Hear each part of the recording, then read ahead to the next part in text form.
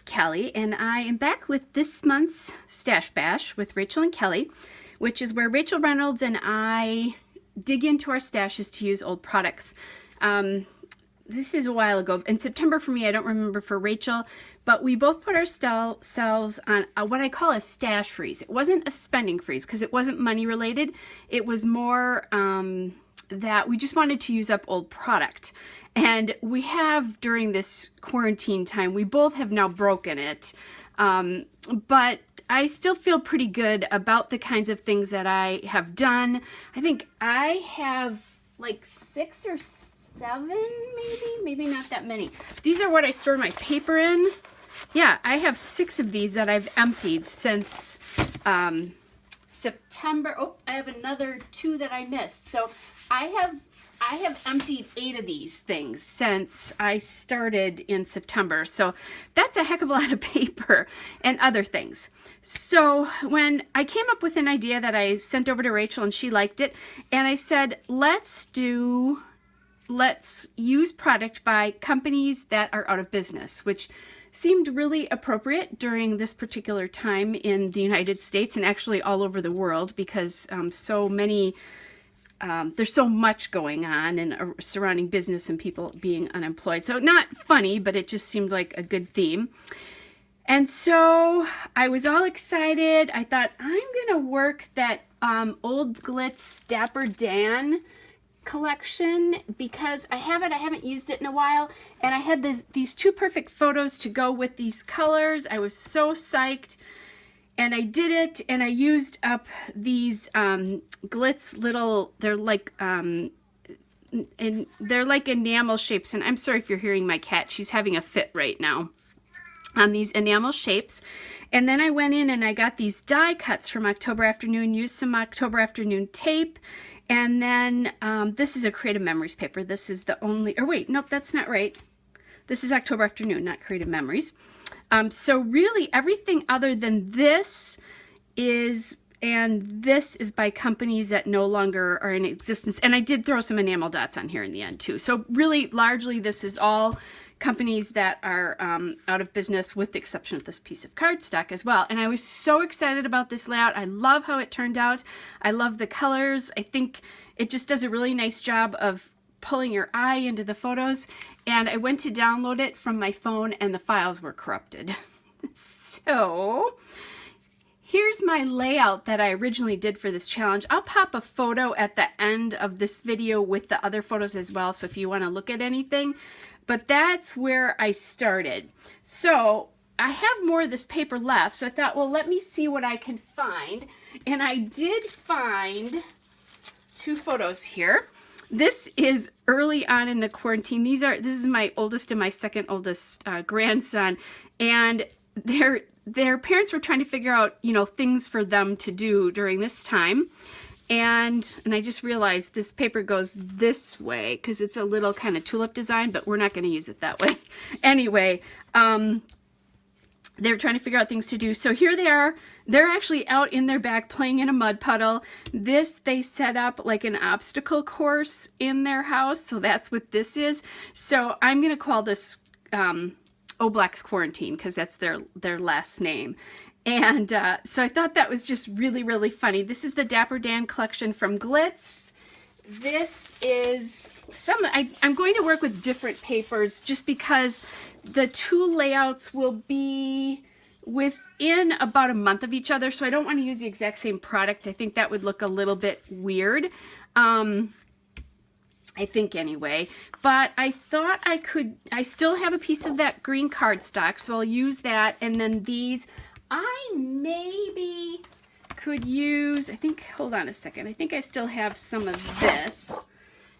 Depending on what I decide to do, I might be able to use this and just do something a little bit different with how I do this. And maybe that's what I do now that I think about it. As I'm looking at this, I kind of like this idea a little bit better, to do something like this. I was going to do this because the paper I think feels really chaotic. Which, that's kind of life right now for a lot of parents.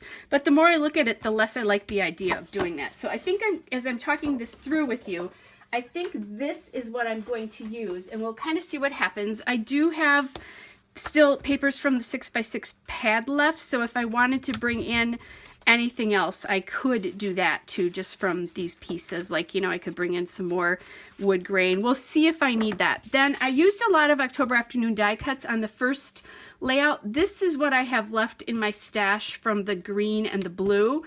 So, you know, unfortunately I used all those other ones already, but I think Let's Go is appropriate and Ready, Set, Go. So I'll probably use some of those. I also, to bring in some more green, these are printable labels from Ellie Studio. So I just print sheets of them and then cut them out, and that's what I did earlier today. I was not very good at punching these, so I'll probably have to recut these if I use them, but that's fine. You know, I can do that. So I've got some labels here as a backup, and I'm not going to call that cheating because I already did a layout like this. So that's good. And then I did have another thing of like big cards and stuff like that, but these are very cream based. This is very white based. This is pretty cream based as well too, but I think I'll be able to get away with it. And then I brought in all of my October Afternoon kind of labels and words and that kind of stuff, just in case I decide I want to use any of these or go looking for anything, because like I just saw the all aboard, the word all aboard. I think that's kind of funny. I will need a subtitle because it's Oblack's Quarantine. So I'm going to use this alpha for quarantine, and yay, I get to legitimately use a Q. And then I grabbed these two as an idea for a subtitle. So I don't know if I'm going to use this or not, but I like the idea of wood grain with wood grain for that. So that's that kind of idea. And then the one other thing that I need to replace is these cute little jeweled pieces here. I don't know what to call them, rhinestone pieces, but they're guy themed. So I don't have any left because I was so excited. I used them up on that layout.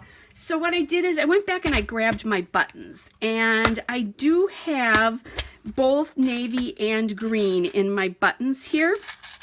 So I'm thinking this might be a way that I can bring in some of the navy.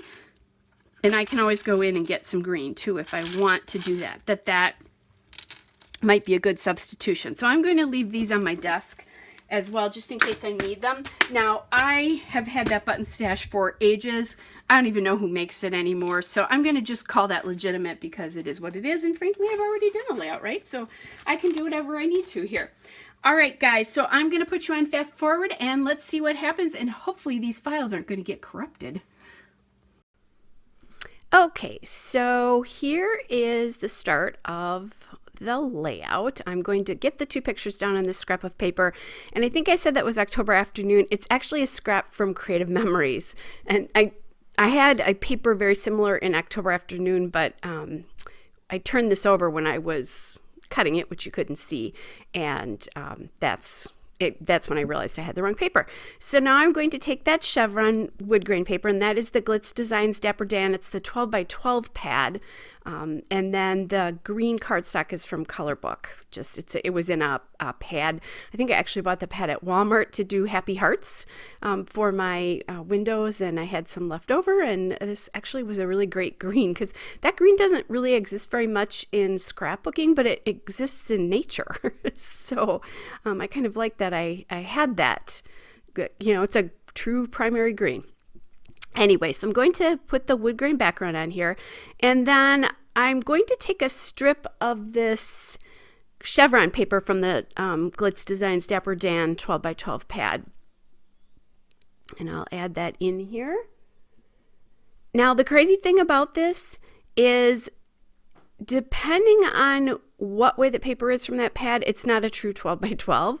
So if you're going on the vertical, the border strip is part of the 12 by 12, which is crazy because you can't use a border strip because, you know, there's a perforation in it. So I always have to frame out these layouts. I think that's part of the reason I still have this paper pad left. So I was thinking about maybe putting some sort of border here. And so I grabbed a green paper from the Dapper Dan 6x6 pad here. And I'm kind of playing with it. And I didn't know that I wanted to do some sort of punch border. I was just thinking another border. So that paper right there, totally have to do something with that, with a picture of my youngest grandson. So then I looked at doing the navy paper, but I really didn't like it. So I'm just going to go back and put this chevron down. And I am going to cross the frame here. Sometimes I do that, sometimes I don't. Just kind of depends on how I feel about it. And that's what I'm doing here. And it's a little bit long. I did ink my papers here with my Tim Holtz Vintage Photo. And I'm going to put this in the lower half, the photo cluster in the lower half of the layout here. And that's a, Chamel will call this an L design when this happens, because you kind of have a, piece of paper coming down and then another piece coming off. And it's actually pretty pleasing to your eye.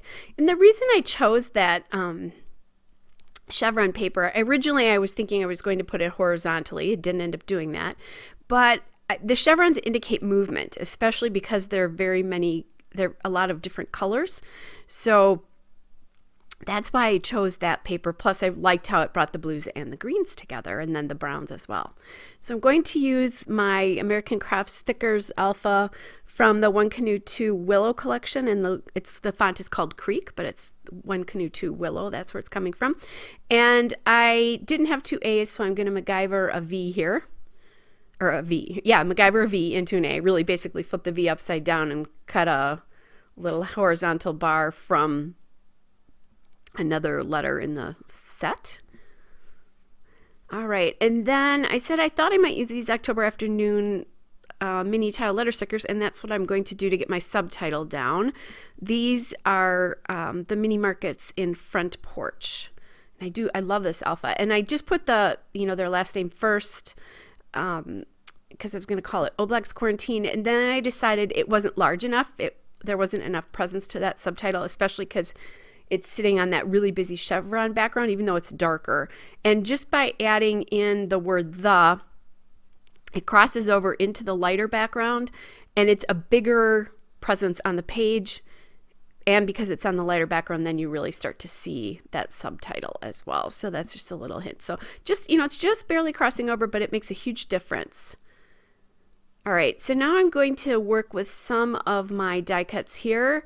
And these are the die cuts from October Afternoon. That is another one. That die cut in the top right is one of the Elle Studio printables, or Ellie Studio printables. Never know what to call that. I know it's Ellie's, but I was called it Elle's for so long. I do want some more journaling space here.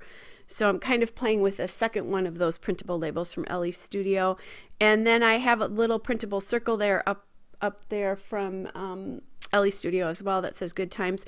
And again, I know these are not new product, or old product, but I used so many of the die cuts from October Afternoon on the first layout that I guess I felt like I could do this. So I took that Let's Go off and went with the longer banner strip there that says Ready, Set, Go instead.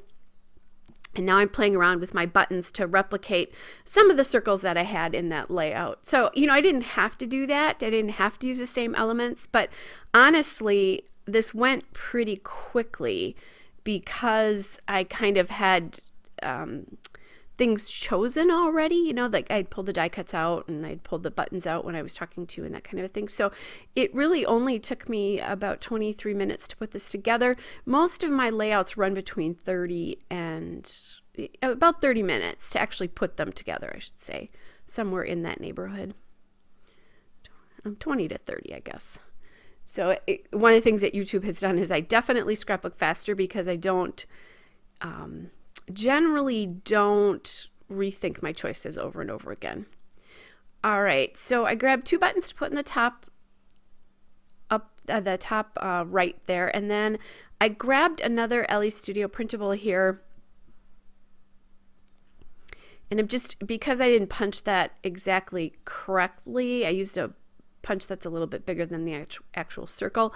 There was a white border around it on the outside, and it was crooked, so I'm really wanting to use these little flag ampersands, but they're just not right for this layout. They just don't sit right. I tried them in a couple of different spots, and it just didn't work. And again, I realized that I had not inked those edges. So just playing around with the 2 buttons there. And I decide the second button was making it look kind of heavy. I think if I had had different sizes of these navy buttons, I would have been able to do that, like a smaller size, but I didn't. So I just let it go and just use the one. And I did do a little bit of trimming on that circle, that other LE Studio. Now I'm bringing that Let's Go back in, but the little banner label there says Ready, Set, Go, so that didn't make a lot of sense, so I'm adding it up in the top here. And just flip my layout there so that now you get to see my arm. I'm reaching, my basket with my enamel dots is right in front of me.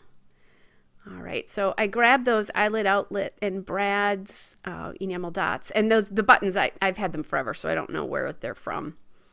My button collection is quite old, so I'm just playing around with where I want the 3 sizes. I'm trying to really consciously use the bigger enamel dots when I put enamel dots in a layout. Sometimes I'll tuck them in. You see me do that all the time. Sometimes I will just leave them like I am now. Kind of depends on what other things are there, what it's next to. Sometimes will make a difference for me.